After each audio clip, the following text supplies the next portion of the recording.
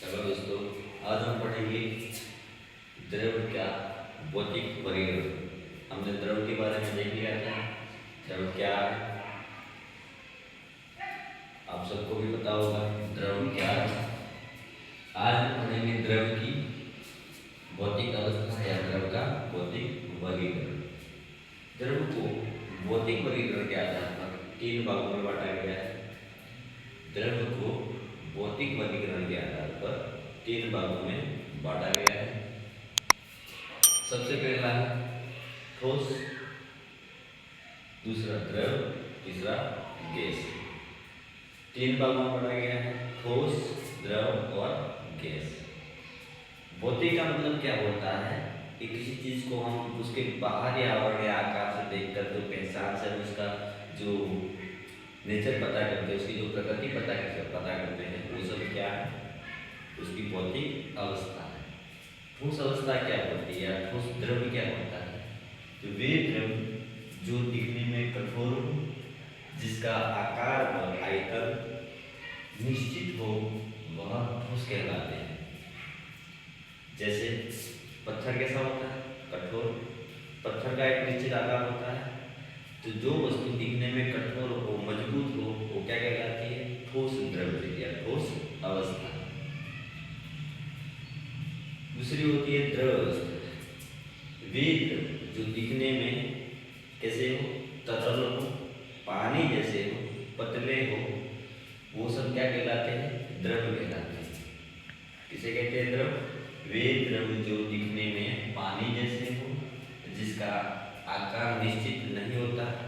द्रव का आकार निश्चित नहीं होता। जैसे दूध का कोई आकार निश्चित नहीं होता। हम जिस प्रकार के पात्र में हम उस वस्तु को रखते हैं, उस द्रव को रखते हैं, वो उसका आकार ले लेता है। इसलिए इन्हें क्या कहा जाता है? द्रव कहा जाता है। तीसरी अवस्था है गैस अवस्था। वे द्रव जो हम देख नहीं सकते, वे द्रव जो हम देख नहीं सकते लेकिन महसूस कर सकते हैं, ये सभी क्या कहलाते हैं? गैस अवस्था या गैस द्रव कहलाते हैं। जैसे हम अभी क्या ले रहे हैं? सांस ले रहे हैं। सांस के अंदर हमें पता नहीं है, पर हम महसूस जरूर कर रहे हैं कि कुछ ले रहे हैं हवा के माध्यम से। क्या है? ऑक्सीजन। ऑक्सीजन क्या है? गैस है। तो गैस एक प्रकार का क्या है? वो भी एक प्रकार का द्रव्य है। तो यह द्रव के तीन प्रकार थे, द्रव के भौतिक प्रकार थे। आगे हमने अभी पढ़ा था द्रव का भौतिक वर्गीकरण। अब हम पढ़ेंगे द्रव का रासायनिक वर्गीकरण। द्रव को रासायनिक वर्गीकरण के आधार पर दो भागों में बांटा गया है। कौन कौन सा? एक होता है शुद्ध पदार्थ, एक होता है मिश्रण। मिश्रण का मतलब होता है मिक्सचर।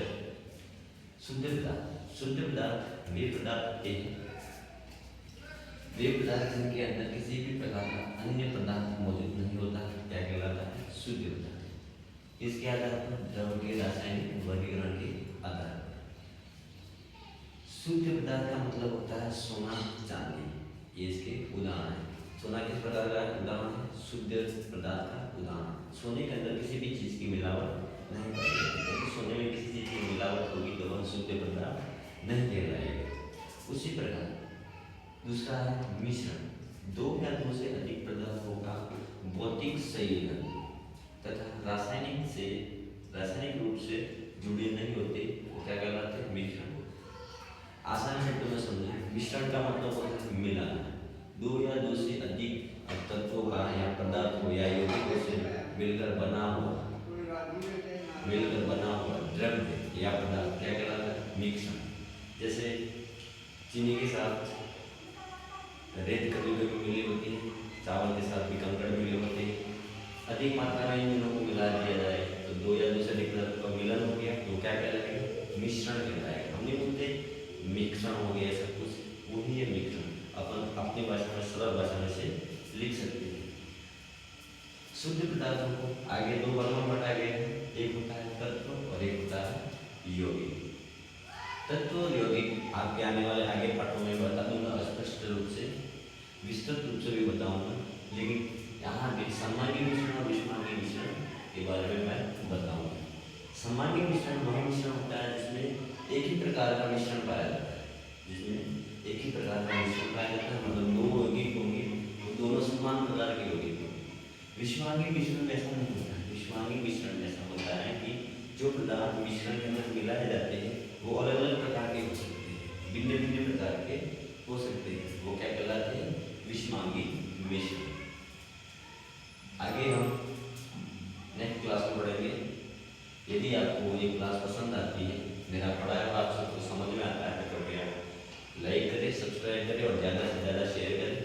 आप जैसे सभी बच्चों को या सभी भाइयों को इन पढ़ाई की, इन मैटर्स की अपन को ज़रूरत है।